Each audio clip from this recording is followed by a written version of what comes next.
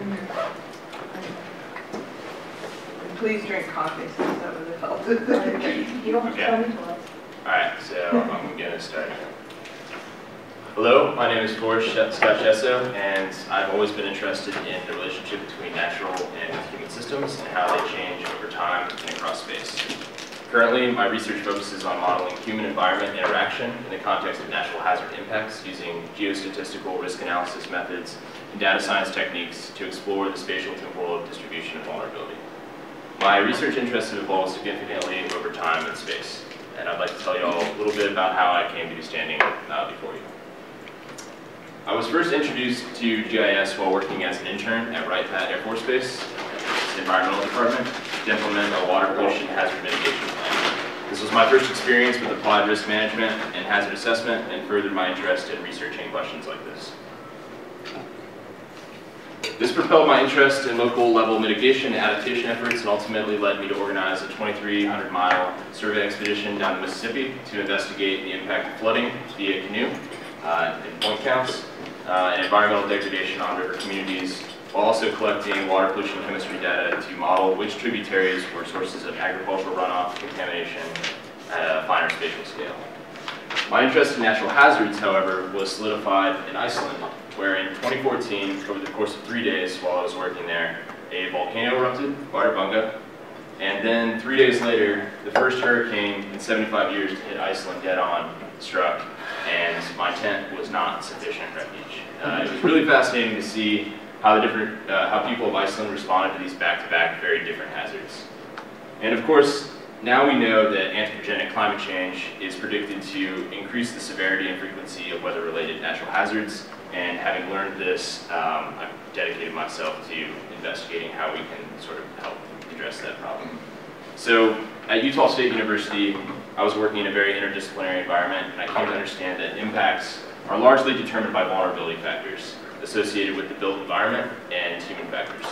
Natural hazards affect different people in different places, in different ways, and at different times.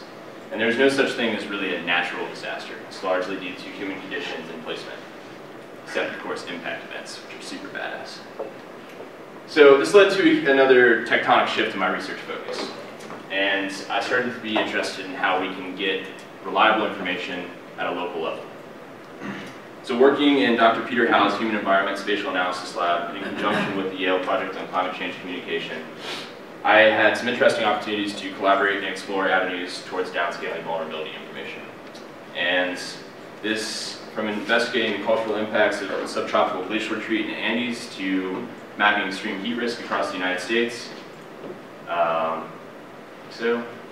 and it was also here that I was exposed to data science and the use of remote sensing technology alongside GIS. Personally, I worked to assess patterns of biophysical exposure to extreme heat using remote sense data alongside empirical U.S. nationally represented risk perception survey data. Time competes with information as the most important commodities in the wake of a disaster, so the information needs to be specific to that local scale. So in essence, how do we acquire better data, gather greater amounts of it, process it, and deliver it in a timely way to the people who need it most? I would argue that recent technological advances can increase data quality and availability while reducing cost, and that we can use machine learning techniques to classify images at a smaller spatial scale.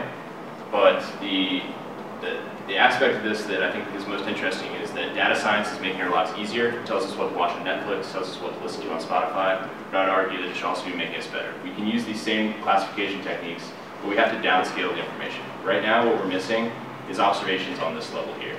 And we need to go from something more along these lines to perhaps something on a more local scale in order to build vulnerability information from the bottom up. So now that we have these new technologies, what I'm interested in doing is downscaling this even further to build vulnerability models at the local level. And my research questions are as follows. What is the distribution of risk components at the local level?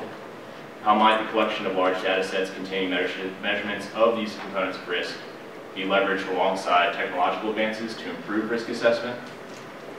And how can these methods be developed to more closely integrate social and physical sciences to improve preparedness and response across different geographies at different scales? And the ultimate goal is to work towards like a seamless GIS that's capable of processing data before and after hazard strike, and that should ideally be used to inform local decisions.